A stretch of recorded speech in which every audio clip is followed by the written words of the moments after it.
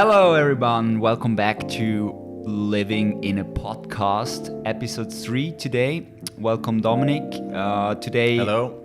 Hello. Today we're gonna talk about our product. What is a service department? We have prepared some questions, and yeah, looking forward. Wow. Living Podcast. Cool.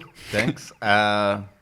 Service department. That's our main topic. I think a lot of people use different terms. There's from apart hotels, service departments, business apartments, furnished apartment, temporary apartment. There's so many definitions out there, and a few you know a bit where to put them in.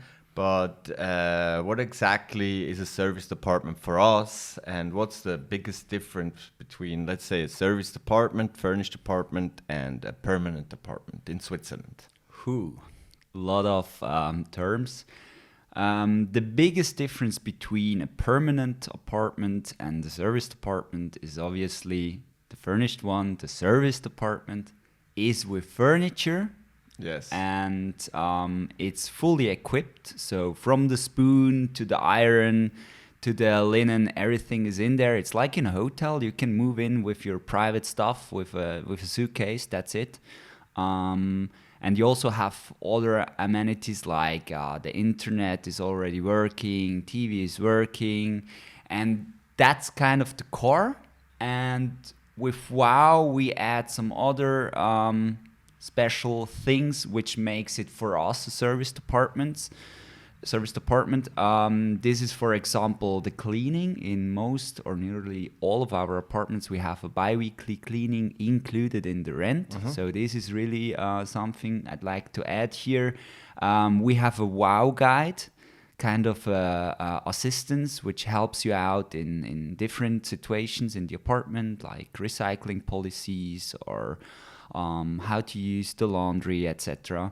That's more or less what is service department for us. But I'm sure you can add something there. I also think so. Like the difference, or what for us service departments is, in which niche we are working in, is like we are here for people who are too long here than for a touristic accommodation like a hotel or even a hotel, but the people are not as long here that they can actually rent a permanent apartment, that they even get one, that they can furnish it, invest it, and then go again within a year. So the people which stay in a service department for us, our main guests, is between 1 and I would say 18 months. That's like where we want to position ourselves with the term service departments. I would say like an apart hotel or something like that is more on a touristic side. You can book nicely and stuff like that. With us, you have actually proper rental contracts. People can live here, but you have the hotel amenities. You have the services which you have in a hotel, maybe even a bit better, I would say, or I hope. So I think it's basically a hotel for a longer period.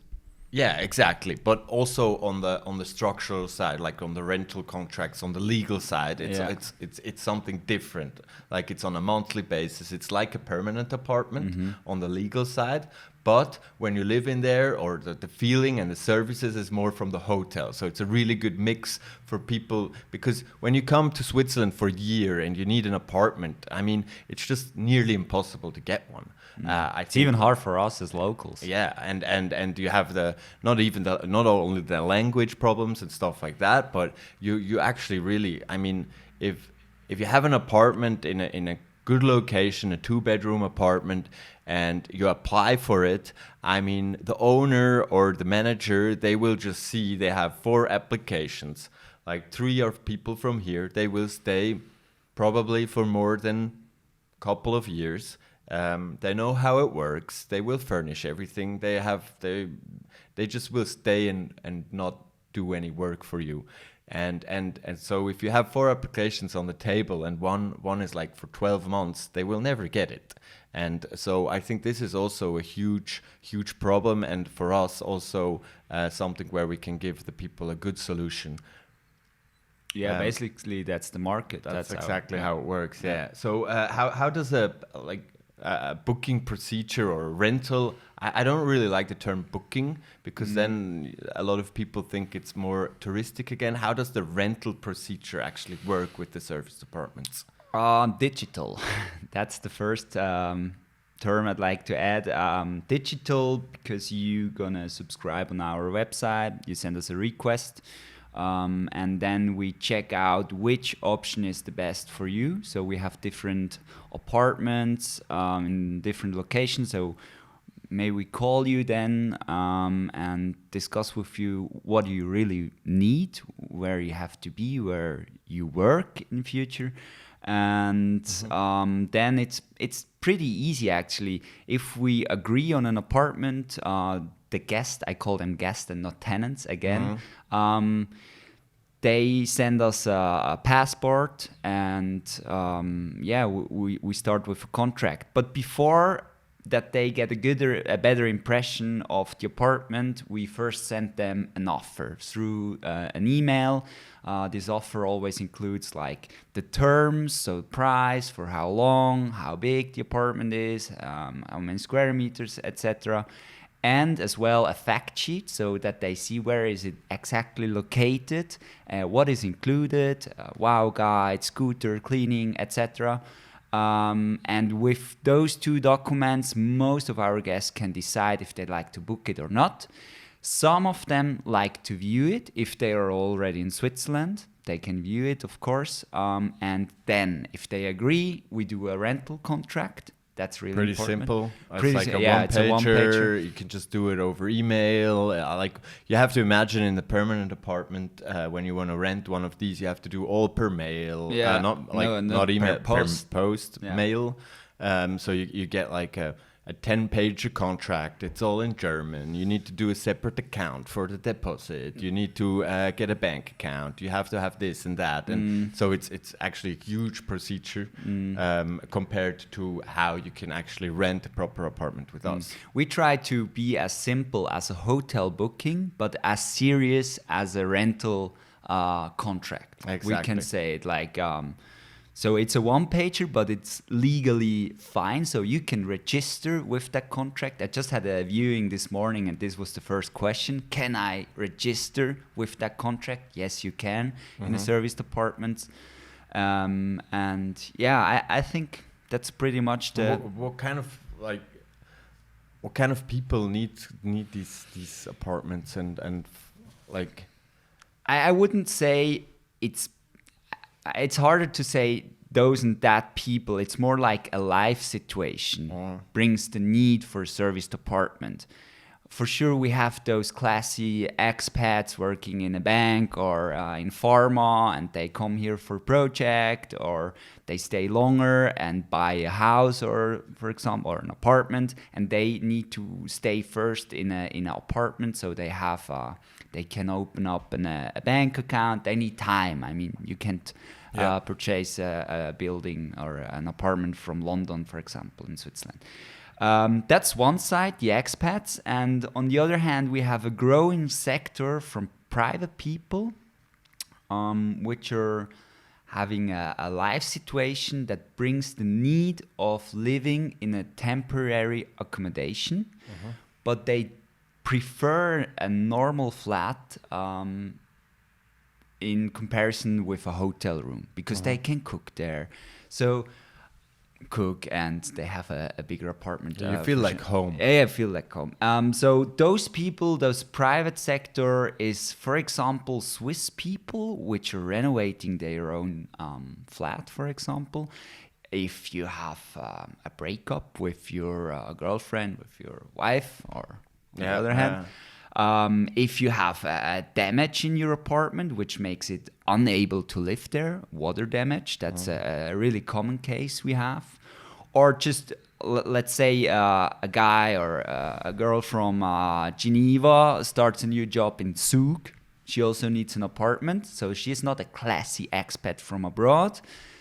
She's also from Switzerland, but she needs. Yes, so, okay, but how do these people then find us? Or I mean, how is the procedure? How is the easiest way when somebody is listening now and wants to rent a service apartment? How can they find us? What should they do?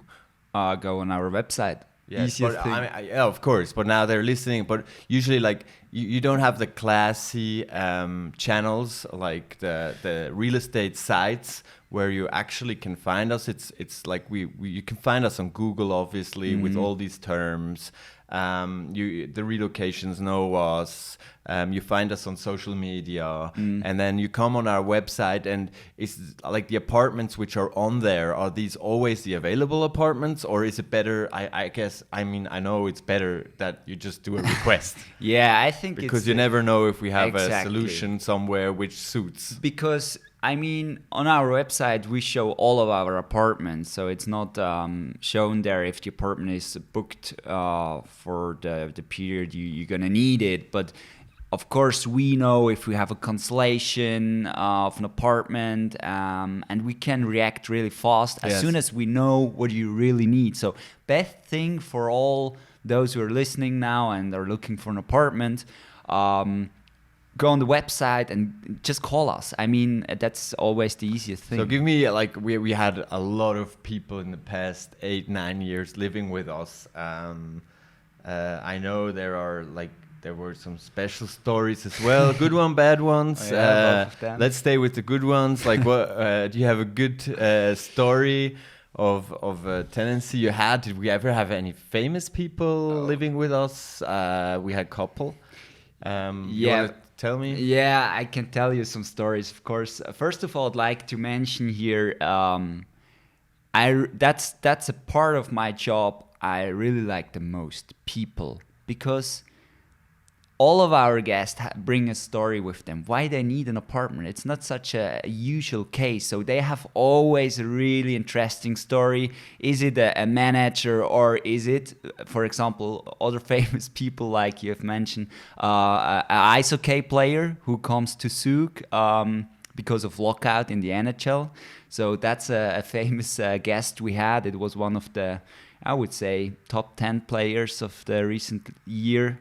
Guy from Sweden who was playing here for half a year in Zug during lockouts. But we also have like coaches, football coaches. I would say a lot from sport. Like when it comes to famous, it's a lot sport. Or ice hockey ice hockey coach we had. Film, we had quite some impressive people as well. I think it's always.